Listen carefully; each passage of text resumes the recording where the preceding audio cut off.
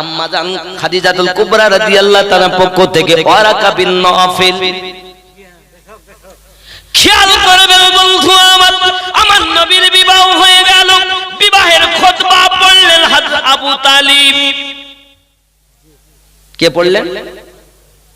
আব্বাজি আমার সোনা মানিকেরা।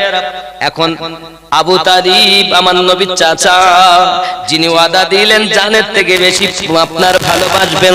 সোনা মানিকেরা আমার এমনি করে বিবাহ হয়ে গেল। আমার নবী পাক সাল্লাল্লাহু আলাইহি সাল্লাম যখন বিবাহ করে নিয়ে আসলেন বাবা, শাহনশাহী বাদশাহী ঘর, সোনার গেলাসে পানি পান করনে वाला, সোনার পালঙ্কে বসনে वाला, সোনার পালঙ্কে শোনে वाला খাদিজাতুল কুবরা রাদিয়াল্লাহু তাআলা আমার নবী পাক সাল্লাল্লাহু আলাইহি ওয়াসাল্লামের ঘরে এসেছেন। যখন নবী আমার বলেন, খাদিজা আমার আল্লাহ পাক আল্লাহ তাআলা দুনিয়া জমিনে আমাকে পাঠিয়েছি, অসহায়কে আমি দেখতে পারি না, অসহায় মানুষকে আমি দেখতে পারি না।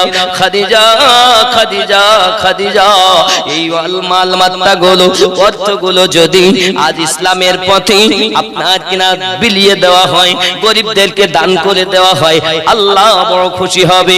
খাদিজা এই মাল আমি দায়িত্ব নেব না বাবা। সোনা মানিক আমার যখন আম্মা জানের সঙ্গে বিবাহ হয়ে গেল, মক্কা নগরের বাদশারা, মক্কা নগরের ধনীরা সবাই বলতে লাগলো, খাদিজা তুমি একজন ধনী মহিলা হই তুমি তোমার গরিব একজনকে বিবাহ করলে, এতিম ছেলে বাপ মাহারা অসহায়কে বিবাহ করেছো, আমরা মেনে নিতে পারলাম না।